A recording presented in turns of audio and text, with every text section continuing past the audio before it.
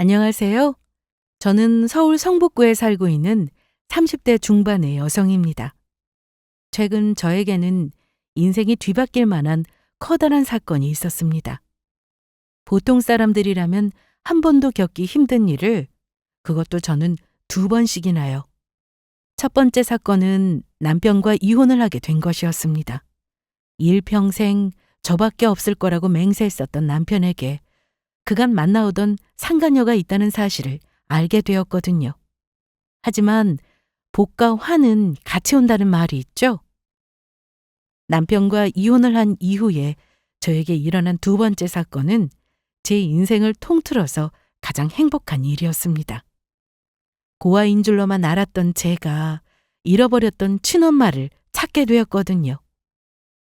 따지고 보면 제가 엄마를 찾게 된 것도 전부 다 남편과 관련된 일이었으니 그 인간이 저를 위해서 해준 일이 몇 가지쯤은 되는 셈이었습니다. 우리 아이를 낳은 것까지 포함해서요. 여러분께 지금 그 이야기를 들려드려 볼게요. 친엄마를 찾게 되기 전까지 저는 평생을 제가 고아인 줄로만 알고 살아왔습니다. 실제로 저는 고아원 출신이었어요. 저는 기억도 나지 않은 어린 시절 그곳으로 보내졌거든요. 제가 어떻게 하다 그곳으로 가게 되었는지는 저는 알지 못했습니다.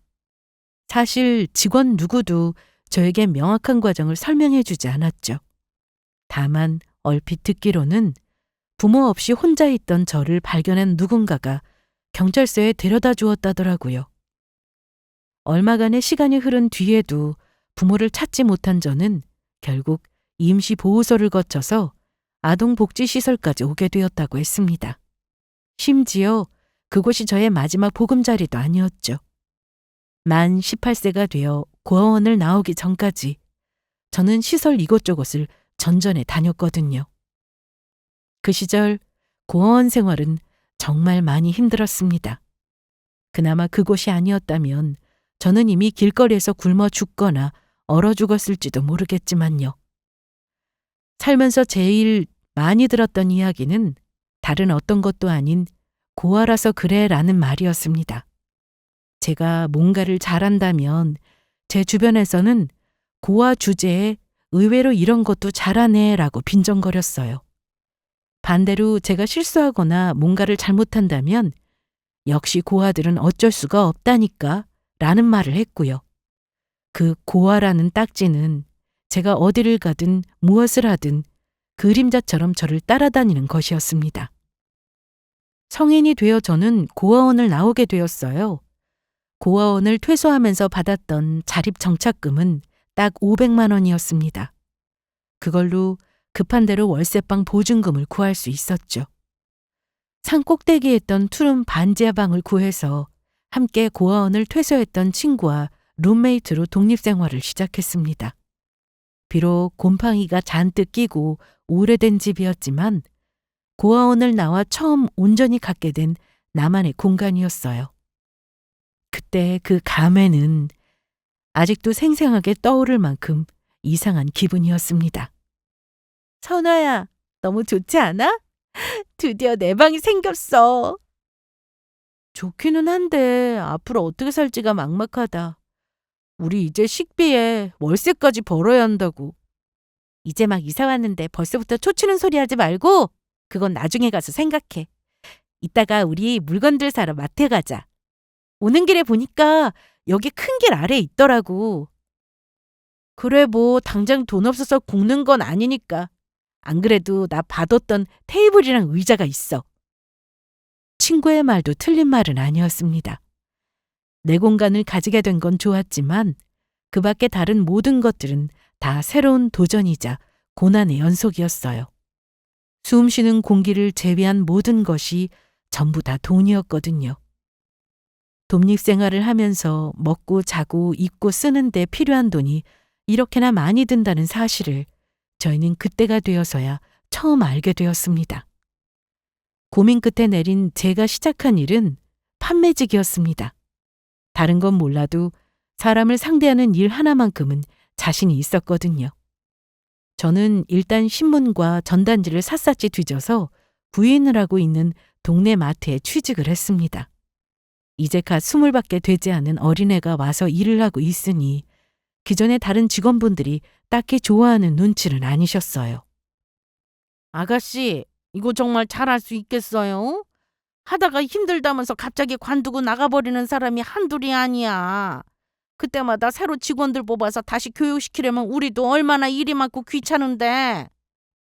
저 진짜 잘할 수 있어요. 마트에서 일해본 적은 없어도 그전에 패스트푸드점이랑 편의점 같은 곳에서 오래 근무했고요. 한 번만 믿고 시켜봐 주세요.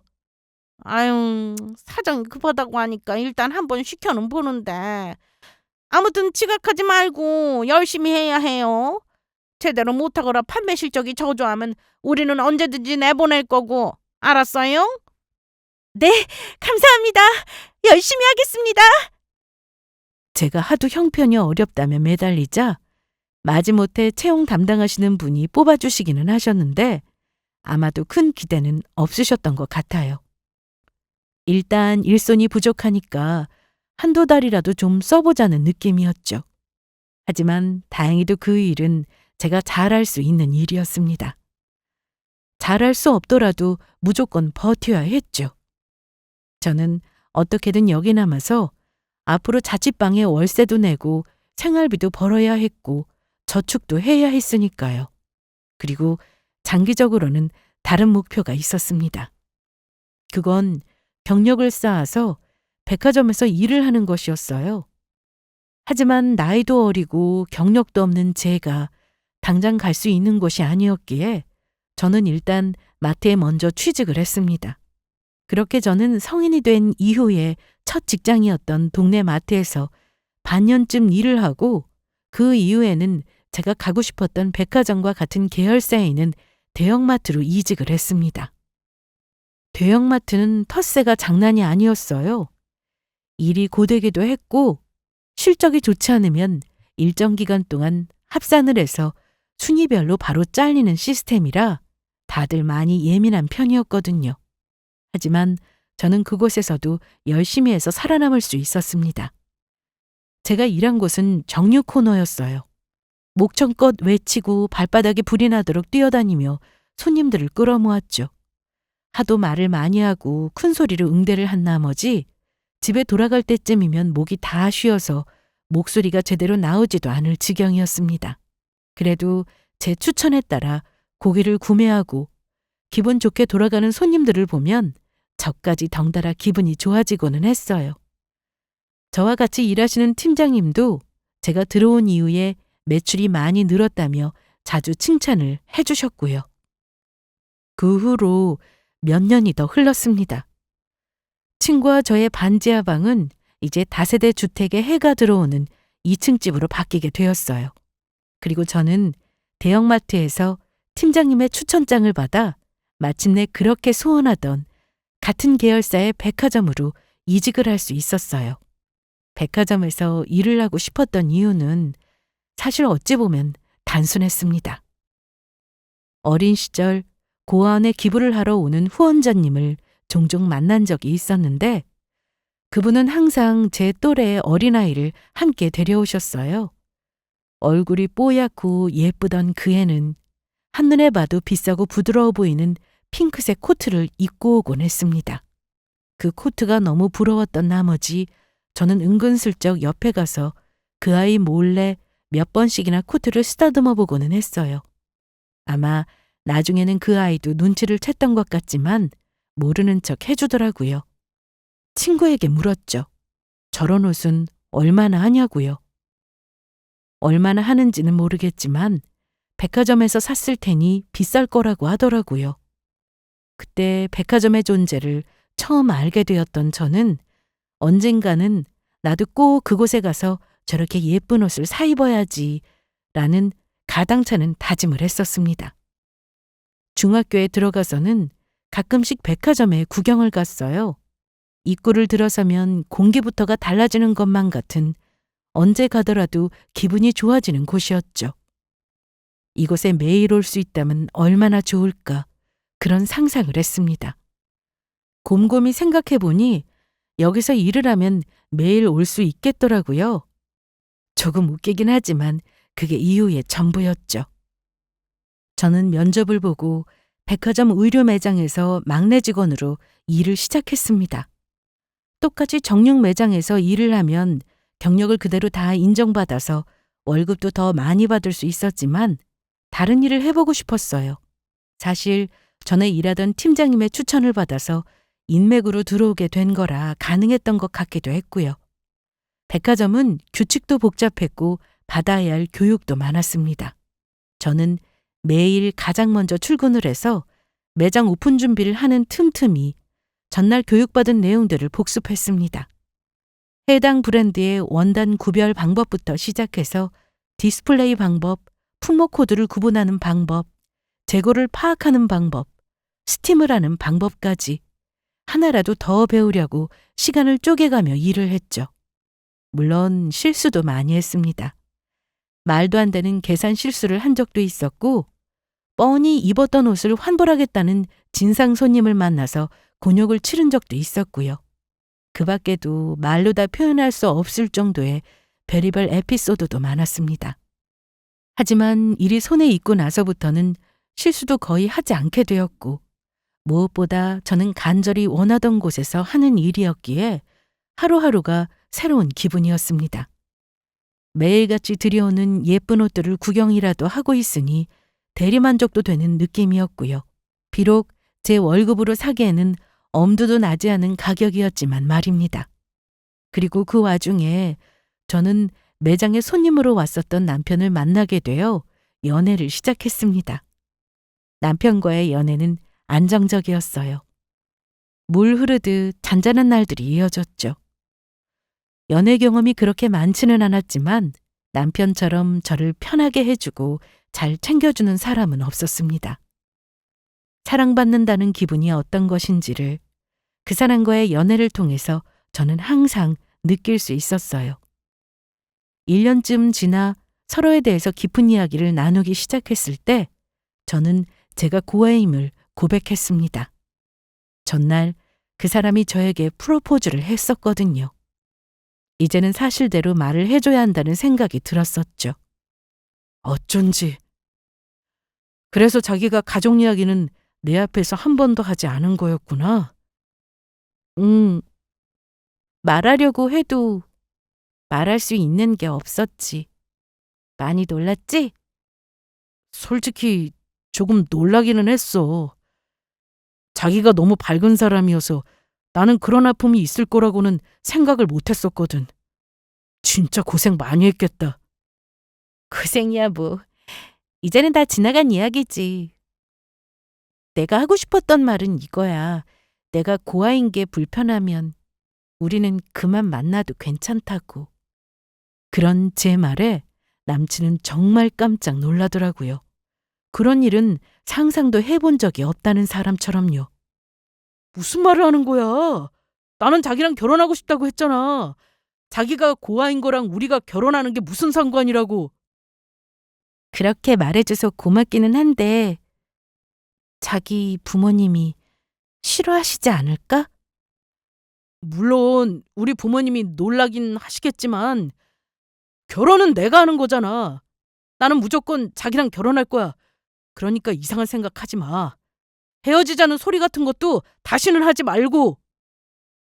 그 대답에서 저는 그 사람에게 고마운 마음이 드는 한편으로 약간의 씁쓸함도 느꼈습니다. 본인의 부모님이 환영하지 않으실 거라는 사실은 맞다는 뜻이었으니까요. 그리고 저의 예상은 맞아떨어졌습니다. 제가 고아라는 이유로 예비시댁이 뒤집어졌다고 하더라고요. 남편은 본인의 생각보다 더 격렬한 예비 시부모님의 반대에 무척이나 당황했습니다. 내가 원해서 고아가 된 것도 아닌데. 저는 억울한 마음이 들었지만 반대하는 예비 시부모님 앞에서 제가 할 수 있는 것은 아무것도 없었습니다. 그저 남편이 잘 설득을 해서 두 분이 마음을 돌리시길 바라는 수밖에 없었죠. 그래, 솔직히 세상에 어느 부모가 고아인 며느리를 두 팔 벌려서 환영하겠어? 그런 마음도 들었고요. 자식 이기는 부모는 없다는 말이 있죠. 결국 아들의 성화에 못 이긴 예비 시댁에서 결혼을 허락했고 우여곡절 끝에 저희는 부부로 함께 살 수 있었습니다. 결혼을 할 수 있었던 건 다행이다 싶었지만 그 이야기가 거기서 끝이 난 건 아니었습니다. 너는 나이가 몇인데 여태 이런 것도 할 줄 몰라? 하여간 이래서 집에 부모가 있어야 한다니까. 다 보고 배운 게 없어서 그렇지. 시집을 간 직후부터 내내 저를 못마땅해 하시던 시어머니는 제가 하는 모든 일에 사사건건 트집을 잡았습니다. 시댁에서 음식을 하다가 간을 잘못 맞춰도 이게 다 부모가 없어서 그렇다는 얘기가 튀어나왔고 당신 기준에서 조금만 어긋나는 행동을 해도 고아들은 이렇게 티가 난다며 구박을 하기 일쑤였어요. 아유, 어머니, 그만 좀 하세요. 무슨 별것도 아닌 일로 부모 운운까지 하고 그래요. 그렇지 않아도 이 사람한테 아픈 상처인데 꼭 그렇게까지 말씀하셔야겠어요? 어이구, 얘 좀 봐. 그래도 네 마누라라고 편드는 거야? 너무 심하시잖아요, 말씀이. 그냥 좀 넘어가셔도 될 일을 가지고 내 입에서 지금 그런 소리가 안 나오게 생겼어? 그럼 욕을 안 먹게 일을 똑바로 잘하든가. 쟤 지금 국이라고 끓여 놓은 걸 봐라. 이게 어디 사람 먹을 음식이야? 제가 다른 건 나름 다 잘하는 편인데 요리만큼은 도통 늘지를 않더라고요. 사실 요리를 제대로 배울 기회도 없었고요. 혼자 살 때는 그때그때 마트에서 떨이 세일을 하는 식재료를 사다가 간단한 음식을 만들어 먹고는 했는데 결혼을 한 이후에는 그럴 수가 없잖아요. 제 손으로 한번 사본 적도 없던 이름도 모르는 온갖 나물들이며 양념들이 있는데 어떻게 만들어야 할지 전혀 감이 안 오더라고요. 그 뒤로 저는 책과 인터넷을 찾아보면서 열심히 요리 연습을 했습니다. 하지만 어느 정도 실력이 붙기 전까지는 시어머니의 극심한 구박이 계속되었죠. 없는 부모 얘기를 듣는데 솔직히 눈물이 핑 돌았습니다. 하지만 저는 원래도 마음에 안 차던 며느리가 시집 와서까지 잘못하니 당연히 싫으실 수밖에 없겠다는 생각도 해보면서 최대한 시어머니를 이해해보려고 노력했어요. 제가 반대로 시어머니의 입장이었어도 싫었을 거라고 생각하면서요. 하지만 어떤 날에는 정말 도를 지나친다 싶을 정도로 듣기 힘든 말씀을 하실 때도 많았습니다. 심지어 아이 앞에서까지 그런 말씀을 하실 때면 더 마음이 힘들었고요. 결혼을 한 지 1년 만에 남편과 제 사이에서는 아들이 생겼습니다. 그나마 다행이라면 시부모님이 손주를 이쁘다며 좋아하신 것이었지만 그런 만큼 또 다른 종류의 구박도 생겨나더라고요. 나는 아직도 가끔 우리 민호가 말이나 행동이 더디기라도 할 때마다 가슴이 철렁철렁해.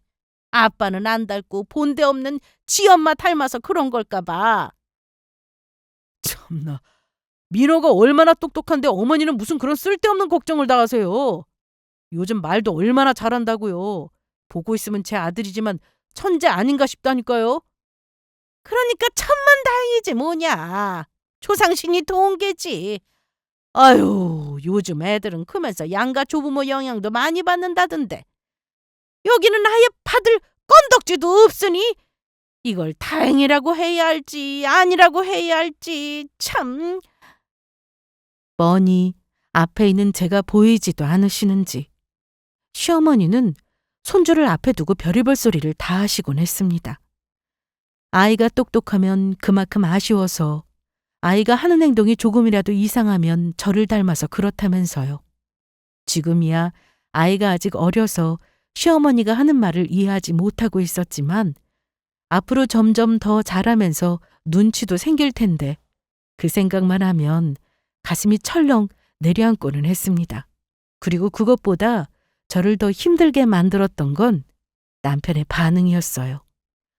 예전에 저러는 시어머니를 열심히 말리던 남편이 이제는 은근슬쩍 그 말에 동조하면서 저를 무시하기 시작했거든요.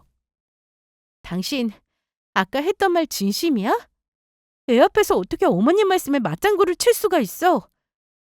오자마자 피곤하게 무슨 말 가지고 이 난리야. 내가 뭘 했다고. 아까 어머님이 본데 없는 나 닮아서 그렇다는 둥 하시는 말씀 말이야. 난 또 뭐라고. 지금 그 말 가지고 이러는 거야?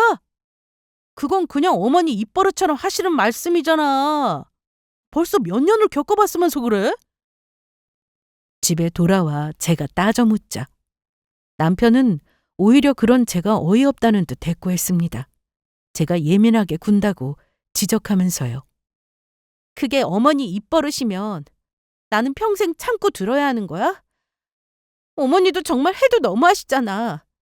민호도 이제 말귀 다 알아들을 나이라고. 제 앞에서 엄마가 할머니한테 그런 소리를 듣는데 애가 뭐라고 생각하겠어? 알았어. 그만 좀 해. 이제 어머니한테 그런 소리 그만하시라고 할게. 됐지? 잔소리가 지겹다는 듯 아예 등을 돌려버린 남편을 보며 저는 속으로만 끙끙 앓았습니다. 언제나 제 편이었고 앞으로도 영원히 그럴 거라고 했던 남편은 이제 더 이상 제 사람이 아니었습니다. 시어머니의 구박도 구박이었지만 남편의 저런 태도가 저를 가장 힘들게 만들었죠. 이러려고 결혼했나 싶은 생각이 들었던 적도 한두 번이 아니었습니다. 사랑이 이렇게 빨리 식을 줄 알았더라면, 그리고 결혼한 지 4년이 지난 지금까지도 고아라며 욕을 먹을 줄 알았더라면 죽는 한이 있어도 이 결혼은 하지 않았을 텐데. 저는 누구에게도 말할 수 없는 우라로 마음에 점점 병이 들어가고 있었습니다. 그나마 저를 버틸 수 있게 해준 건 사랑하는 아들 하나뿐이었어요. 이혼 생각이 들지 않았던 것은 아니었지만 그것만큼은 차마 할 수가 없었습니다. 이혼을 하면 아들에게는 아빠가 없게 되는데 저와 같은 전철을 밟게 할 수는 없었거든요. 제가 조금 더 힘들더라도 어떻게든 버텨야 한다는 생각뿐이었죠. 하지만 그런 제 결심이 무색하게도 남편과는 더 이상 한 이불을 덮으며 살아갈 수 없는 일이 생기고야 말았습니다. 남편이 바람을 피웠다는 사실을 알게 되었거든요. 그건 정말 우연하게 알게 된 일이었습니다. 제가 남편 차에 두고 온 짐이 있어서 그걸 꺼내러 다시 주차장으로 내려간 적이 있었거든요. 뒷좌석에 늘어놓았던 짐들을 챙겨서 가방에 넣고 있는데 겉옷 주머니가 얇아 그 안에 있던 키가 바닥으로 굴러 떨어지더라고요. 어두운 차 안에서 더듬더듬 손을 뻗어 바닥을 훑고 있는데 딱딱하고 차가운 작은 물체가 손에 걸렸습니다. 그걸 꺼내자마자 저는 온몸에 소름이 돋는 걸 느꼈죠. 제가 바닥에서 찾아낸 것은 여자 립스틱이었어요. 정확하게는 조수석과 뒷좌석 사이에 떨어져서 일부러 찾지 않는다면 발견하기가 힘든 위치였기에 남편도 알지 못했던 것 같더라고요. 제 머리를 스치고 지나가는 단어가 있었습니다. 그건 입에 올리기도 힘든 남편의 바람이었어요. 맨 처음 립스틱을 집어 들었을 때 제가 제일 먼저 생각했던 것은 다름 아닌 현실 부정이었습니다. 내 남편이 그럴 리가 없는데 라는 생각이었죠. 아무리 우리 사이가 예전과 같지는 않는다고 해도 그 사람이 처자식을 놔두고 바람을 피울 만한 위인은 절대로 못 된다고 생각했거든요. 다른 이유가 있겠지. 차에 상간녀가 아닌 다른 누군가를 태워줬다거나 사실은 나를 주려고 샀던 선물이었다거나. 저는 그 사람을 위해 애써 몇 가지 핑계를 대신 찾고 있었습니다. 그 현실을 저조차도 믿고 싶지 않았거든요. 하지만 저의 바람대로 될 가능성은 희박했습니다. 립스틱을 열어보니 이미 절반이나 사용한 흔적이 있더라고요. 그렇다면 적어도 제 선물은 아니라는 뜻이었죠. 직장 동료나 다른 사람을 태웠다고 하기에도 미심쩍은 정황이 많았습니다. 남편은 평소에 약한 결벽증 증세가 있어서 본인 차에 다른 누구를 태우는 걸 질색했었거든요. 가족이 타는 게 고작이었고 저나 아이가 타더라도 절대로 차 안에서 뭘 먹는다던가 하는 일은 있을 수가 없었습니다. 그런 사람이 직장 동료를 태워줬다? 차라리 상간녀를 태웠다고 하는 게 더 말이 되는 소리였죠. 그렇게 저희는 이혼을 했습니다. 립스틱을 가지고 가서 물어보니 그냥 순순히 대답하더라고요. 차라리 잘 됐다는 듯이요. 너무 쉬워서 허탈할 지경이었죠. 저희는 협의 이혼을 했어요. 저도 그 인간과 소송하며 더 싸우고 싶지는 않았고요. 양육권은 제가 가져오고 대신 양육비를 매달 잘 보내는 조건으로요. 어차피 애도 키우기 싫었던 모양인지 냉큼 알겠다며 도장을 찍더라고요. 하지만 이혼 후의 양육비는 제대로 온 적이 거의 없었습니다. 따지러 갔더니 자기도 돈이 없다며 적반하장으로 나왔죠. 이혼까지 했으니 이제 자기 발목 잡고 늘어붙을 생각하지 말라면서요. 그동안 제가 모아두었던 돈으로 아이와 함께 살고는 있었지만 계속 이렇게 살 수는 없다는 생각이 들었습니다.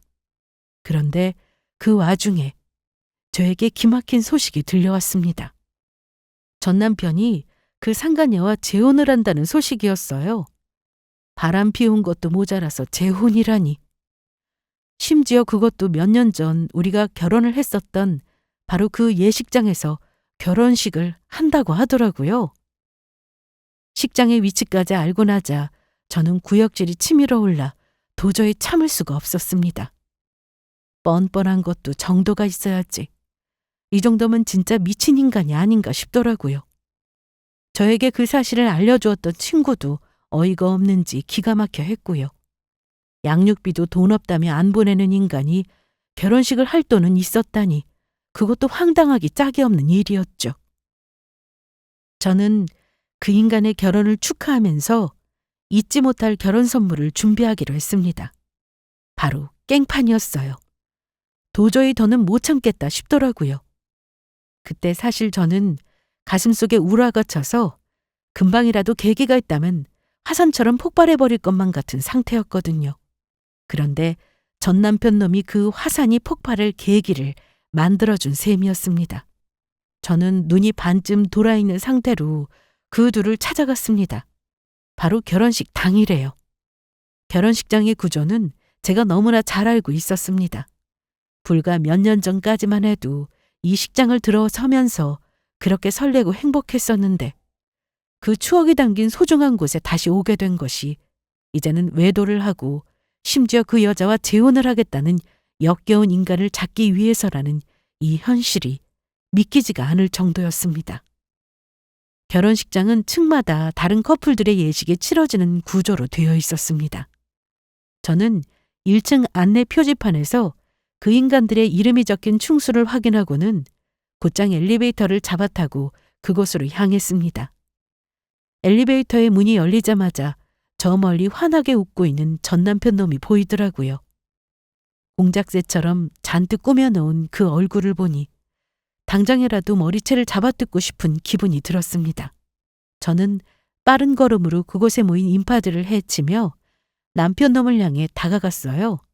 그런데 누군가가 옆에서 제 손을 강하게 잡아당기더라고요. 깜짝 놀라 돌아보니 그 자리에는 저보다 더 놀란 얼굴로 저를 보고 있는 어떤 아주머니가 있었습니다. 혹시 너 미자 딸 아니니? 네? 저한테 하시는 말씀이세요? 그래, 너 혜진이 맞지? 아줌마 모르겠어? 기억 안 나? 미자라는 사람은 모르지만 혜진이는 분명 제 이름이었습니다. 하지만 아무리 자세히 살펴봐도 그 아주머니는 제가 아는 얼굴은 아니었어요. 당황스럽기도 했고 어떻게 제 이름을 알고 있는지 의문이 들더라고요. 제 이름을 어떻게 아세요? 저를 아세요? 네가 태어났을 때부터 봤었는데 내가 너를 왜 몰라? 너희 엄마 어릴 때 얼굴이랑 너무 똑같아서 혹시 하고 붙잡았더니 세상에 어떻게 여기서 너를 다 만나니? 저요? 엄마요? 엄마를 아세요? 너희 엄마가 너를 얼마나 찾았는데.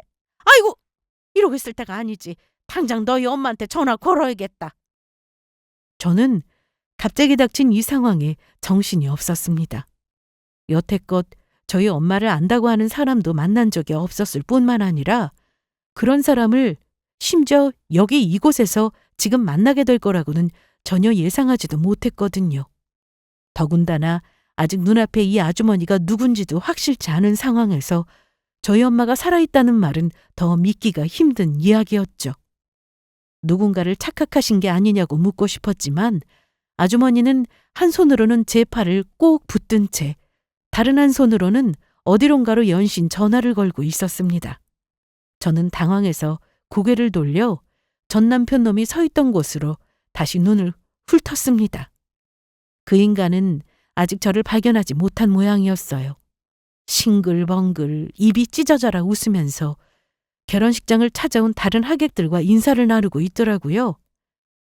마음이 급했지만 그렇다고 붙들린 손을 뿌리치고 그 손으로 쉽게 발길을 돌릴 수도 없었습니다. 너희 엄마라는 말이 마음에 가시처럼 와서 박혔거든요. 아우, 얘는 대체 뭘 하길래 전화를 안 받아? 얘 혜진아, 너희 엄마 아까 통화할 때까지만 해도 근처에 거의 다 왔다고 했으니까 금방 올 거야. 조금만 기다려봐, 응? 저희 엄마가 살아있어요? 당연하지. 너 여태까지 엄마가 죽은 줄로만 알고 있었어? 어떻게 정말? 저는 정말이지. 그 말을 듣고 어떤 표정을 지어야 할지를 잘 모르겠더라고요.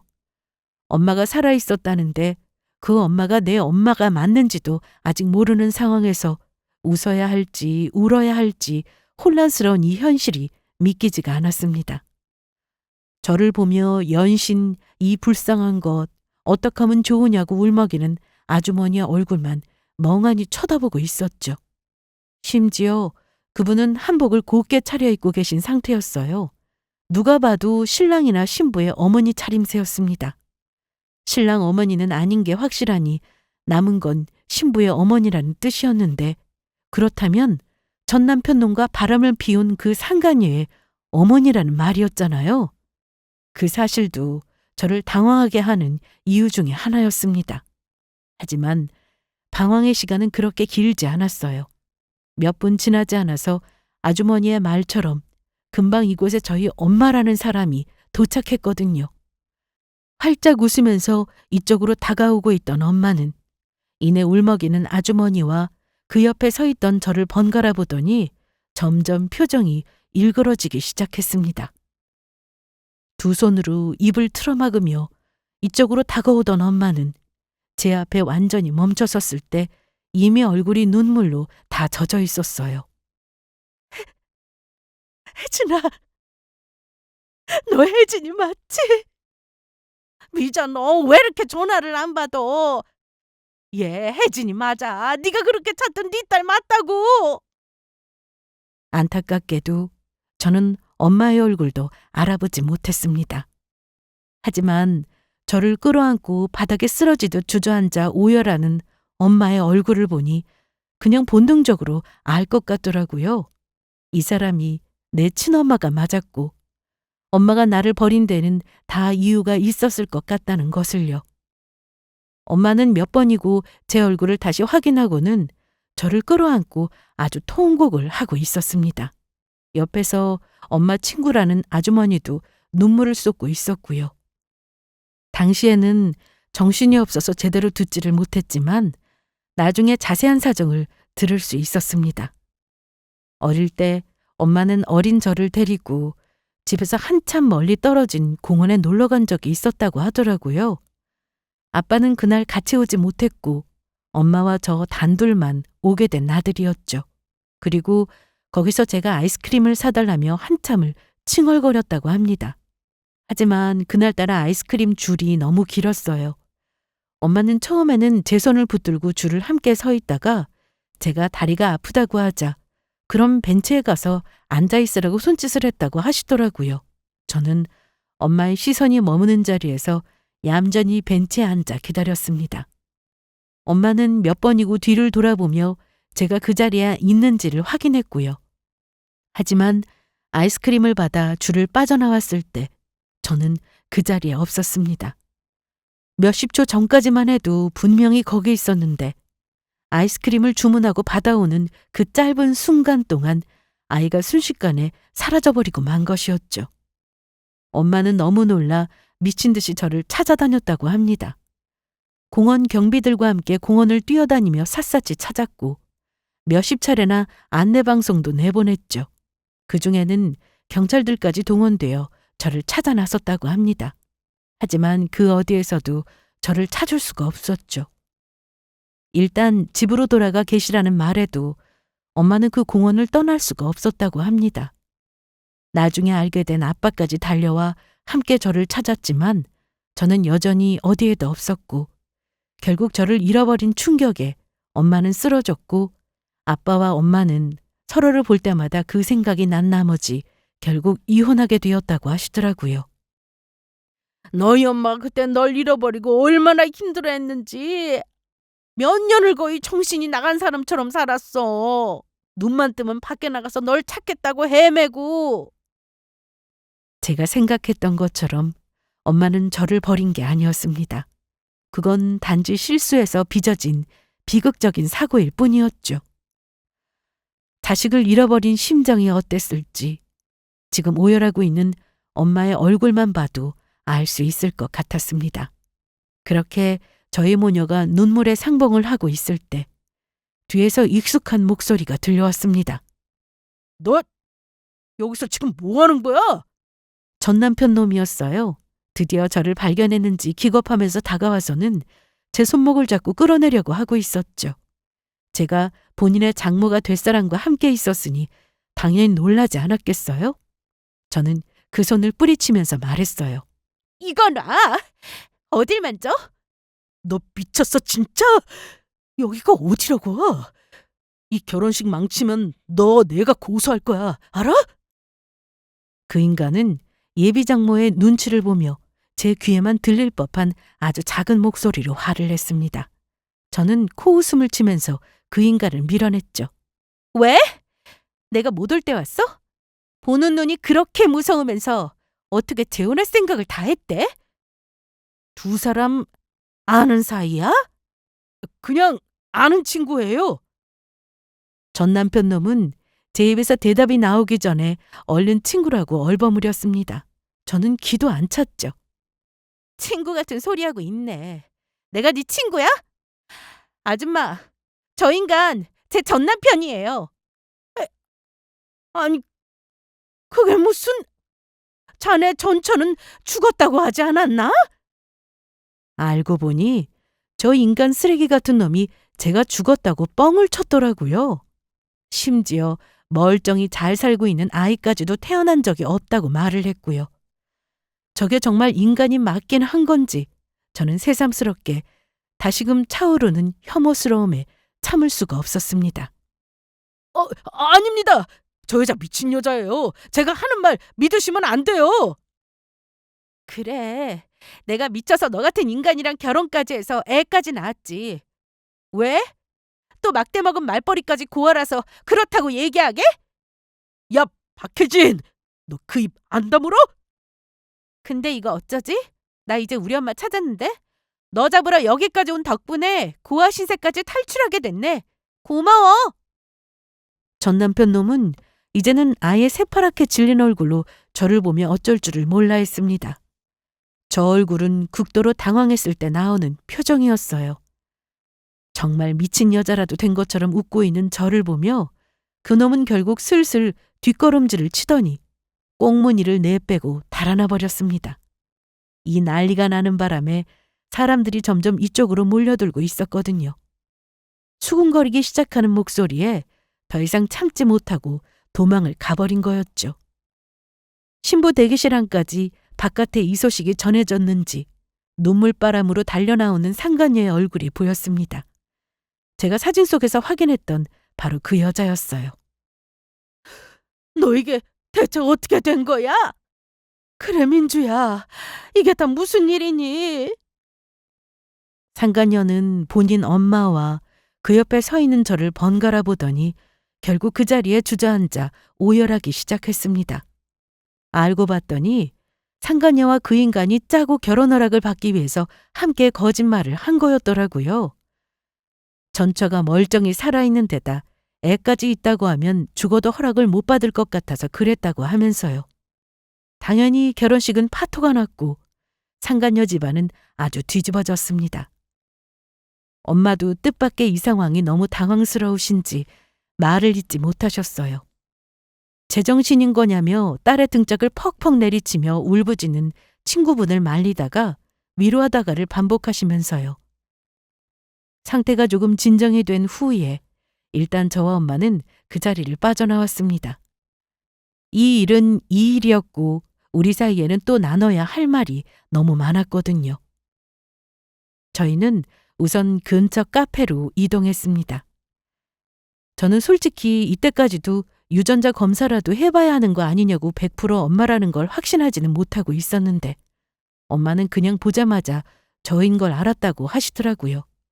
결정적인 이유는 또 있었습니다. 이마에 이 흉터.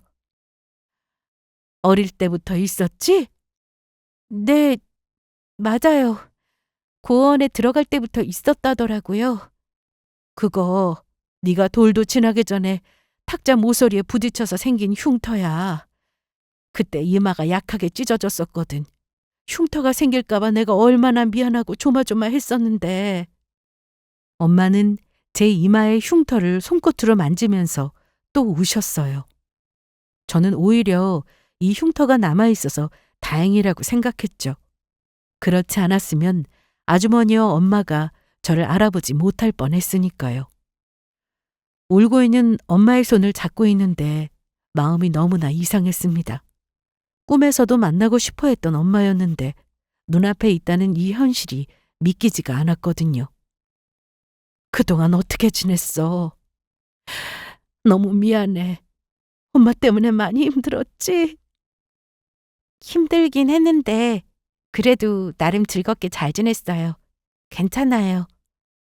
그런데 아까 그 남자는 전 남편이에요. 그 인간이 바람을 피우는 바람에 이혼했거든요. 조심스럽게 아까의 일을 묻는 엄마에게 저는 허탈하게 웃으며 그간의 일을 짧게 설명했습니다. 하필이면 상간녀가 엄마와 그토록 친한 친구분의 딸이라니.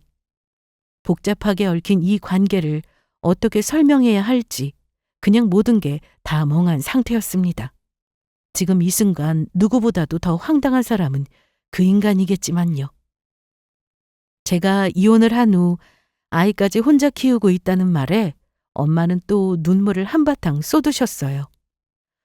본인 때문에 제가 이렇게 힘들게 살고 있었다며 자책하셨죠. 저는 엄마를 달래드리면서 다음에는 아이도 같이 데려와서 보여드리겠다고 말했고요. 그 뒤로 저희는 자주 만났습니다. 밖에서 만나서 맛있는 걸 먹기도 하고 아이까지 셋이서 함께 한강에 돗자리를 펴놓고 간식을 먹으며 산책도 했어요. 저희 집에도 놀러 왔고요. 제가 엄마 집에도 놀러 갔었죠. 엄마는 아빠와 이혼을 한 이후 계속 혼자 살고 있었다고 하시더라고요. 제가 정말 놀랐던 건 엄마의 집을 방문했을 때였어요. 엄마 집이 너무 좋은 곳이었거든요. 저는 TV에서나 보는 연예인 집이라도 되는 줄 알았죠. 제가 입을 딱 벌리고 연신 구경을 하는 모습을 보며 엄마는 웃으며 말씀하셨어요. 엄마는 원래도 친정이 잘 살았고 결혼했을 때는 개인 사업을 막 시작하던 단계였다고요. 이혼을 한 후에는 마음 붙일 곳이 없어서 미친 듯이 일에만 매달렸는데 그때 전화위복이 되었는지 사업이 너무 잘 됐고 지금에 이르렀다고 하시더라고요. 이 좋은 집에서 혼자 살면서 좋은 걸 보고 좋은 걸 먹고 그럴 때마다 네 생각이 얼마나 났는지 몰라. 엄마는 네가 없으니까 이런 게 다 좋은지도 모르고 살았어. 엄마는 앞으로 돈 걱정은 하지 말고 하고 싶은 걸 하면서 편하게 살라고 말씀하셨어요. 제가 원하는 건 뭐든지 다 해도 된다고요. 그러려고 당신이 지금까지 열심히 사신 것 같다면서요. 그리고 이 모든 현실이 다 실감이 나기도 전에 그 인간이 저를 찾아왔습니다. 결혼식장에서 그렇게 도망치더니 여기까지는 무슨 용기로 왔대? 빈정거리지 말고 우리 다시 합치자. 얘기하러 온 거야. 그 말을 듣는데 진짜 어이가 없더라고요. 합치자고? 무슨 헛소리야. 왜? 그 여자가 너랑은 이제 안 살겠대? 네가 그 난리를 쳤는데 어떻게 걔랑 같이 살아? 이제 다 끝난 이야기야. 그리고 민호도 있는데 살더라도 너랑 사는 게 맞지. 이제 와서 갑자기 민호 생각이 났어? 바람 피울 때는 그 생각이 왜 안 났는데? 제가 코웃음을 치며 들은 척도 하지 않자 그 인간은 급기야 아들을 들먹이기 시작했습니다. 왜 이렇게 이기적이냐고 애 생각을 하라면서요. 애가 양친 다 살아있는 집에서 정상적으로 자라는 게 얼마나 중요한지는 네가 더 잘 알 거 아니야. 쓸데없이 고집 피우지 말고 다시 합치자. 그리고 이제 장모님도 찾았는데 좋은 모습만 보여드려야 할 거 아니야. 나 너랑 합쳐야겠다는 생각이 들어서 그날도 결혼식장에서 그냥 포기하고 나간 거야. 저는 그제서야 이 인간이 이러는 이유를 알 것 같더라고요. 나름대로 열심히 알아본 모양이었어요. 저희 엄마가 부자라는 사실을요. 웃긴 게 그걸 또 저랑 합치기 위해서 결혼식을 포기한 거라면서 포장을 하더라고요. 그때 마침 저희 집으로 반찬을 가지고 오시던 엄마가 이 상황을 모두 목격하게 되셨죠. 당연히 엄마는 난리가 났습니다. 차를 운전해서 함께 온 기사님을 불러서 남편을 당장 내쫓았죠. 자네야말로 우리 딸한테 들러붙을 생각하지 말라면서 남편이 이혼할 때 저에게 했던 말을 되돌려 주었어요. 그래도 남편이 포기하지 않자 엄마는 바로 변호사를 붙여서 양육비 미지급 소송을 신청했습니다.